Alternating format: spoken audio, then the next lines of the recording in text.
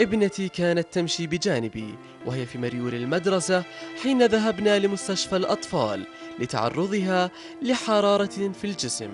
بهذه الكلمات بدأ عامر العسكر في شرح حالة ابنته نورة، آملا أن يجد حلا للقضية ويرى صغيرته البريئة من جديد مع زميلاتها في المدرسة.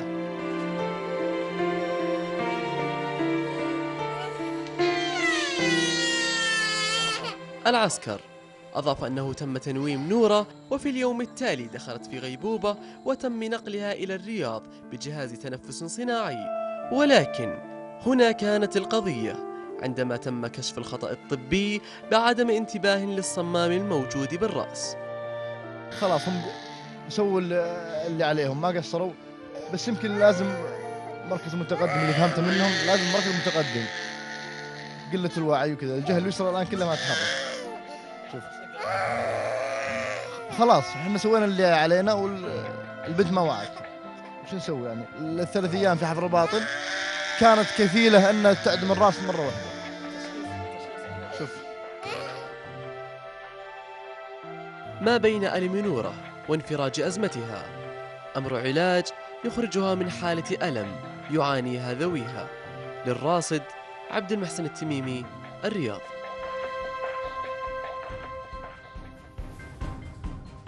ينضم لي هنا في الاستوديو عامر العسكر والد الطفلة نورة، لكن قبل أبدأ ودي أتكلم عن اللي وقفوا معنا اليوم ويعطيهم العافية واسمحوا لنا. اتصلت اليوم بالأخ نواف السبيعي اللي يعمل في مدينة الملك سعود الطبية، تواصل مباشرة مع الدكتور صالح التميمي المدير التنفيذي لمدينة الملك سعود الطبية، سمحنا بالتصوير في غضون 5 دقائق، قال صوروا بما يخدم بنتنا نورة. حبيت أنا أشكرهم على هذا التفاعل قبل أبدأ مع أخوي عامر.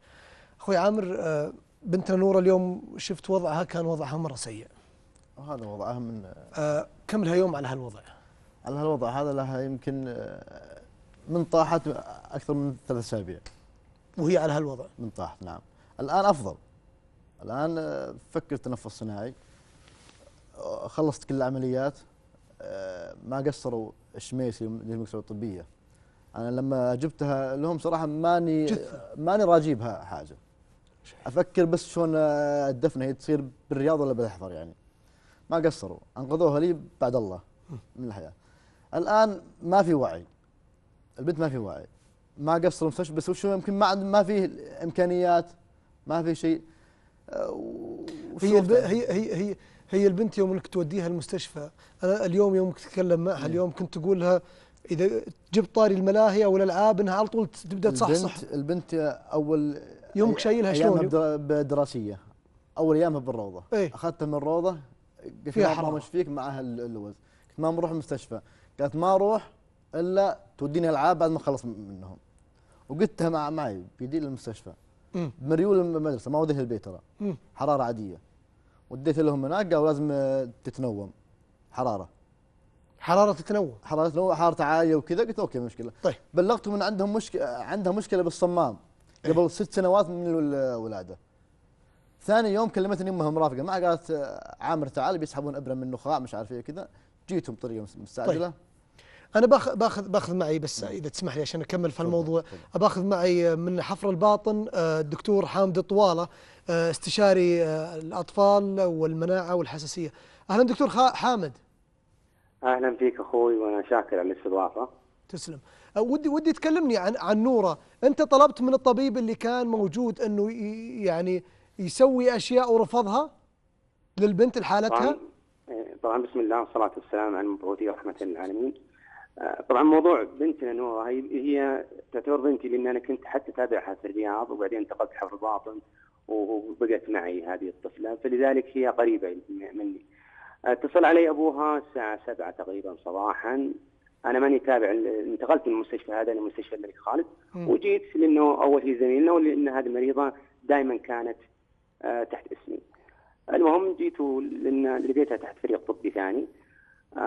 هذه البنت موجود فيها لديها لي في الراس، وجاءت للمستشفى تشكي من حراره وتقيؤ، إيه. ونزول في مستوى الوعي للطفل.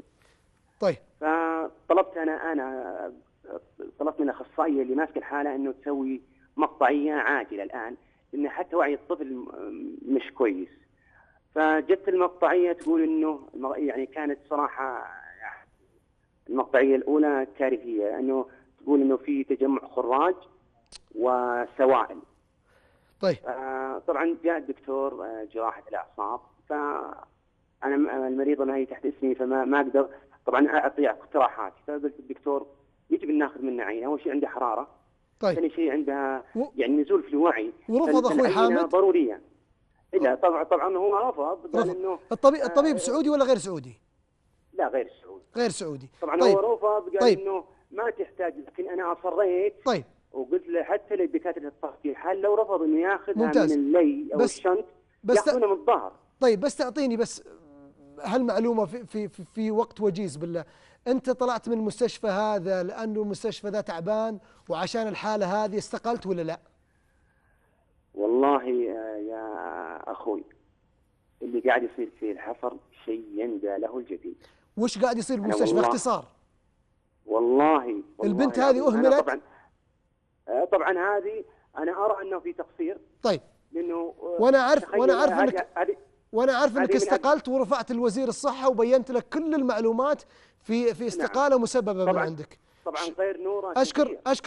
اشكر فيك هالشجاعه اخوي حامد. لكن انا بس لو تعطيني ثواني. طيب سريع بالله. برسله يعني معالي الوزير، اقول معالي الوزير التفتنا بحفر باطني، ترى احنا عيالك وحنا جنود هذه المملكه، يعني يوم انتم ارسلتونا ابتعاث ورجعنا نخدم لاجل المواطن. صح. ما نخدم لاجل تحقيق مصالح شخصيه، لذلك انا رفعت استقالتي نظرا للفساد الاداري والمالي. ولن اتراجع حتى يصلح. يا اخي الوزير خلي يجينا زياره على عيني وراسنا، ونبي يقعد مع عياله، احنا عياله. طيب وصلت رسالتك اخوي حامد، شكرا لك استشاري الاطفال واستشاري المناعه والحساسيه، يعطيك العافيه. وش اللي نطلبه الان لبنتنا نوره؟ نقلها. وين تبي؟ ابيها برا او للتخصصي، انا ما عندي مشكله، حتى لو ما عندهم امكانيه، لو على حسابك؟ لو على حسابي، ابيع سيارتي وابيع البيت وكذا واوديها حسابي، ما عندهم مشكله، بس تنقل. طيب الله يقومها بالسلامه. انا ودي اقول رساله، هذه البنت بصراحه يعني كانت تبي تروح للملاهي وتبي تروح لالعابها، الان صارت رايحه على قول ابوها، كانت رايحه لقبرها. وطلب لها امس كرسي معاق. طلب لها امس كرسي معاق، من بعد ما كانت تمشي معي الان اقول جيب لك كرسي معاق تمشي فيه.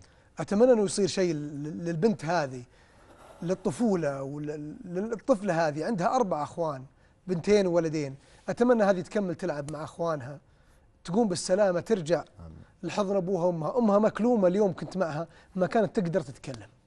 شكرا اخوي عامر. واحنا هذا اللي بيد المسؤول ان شاء الله يحل. نعم. يعطيك العافيه.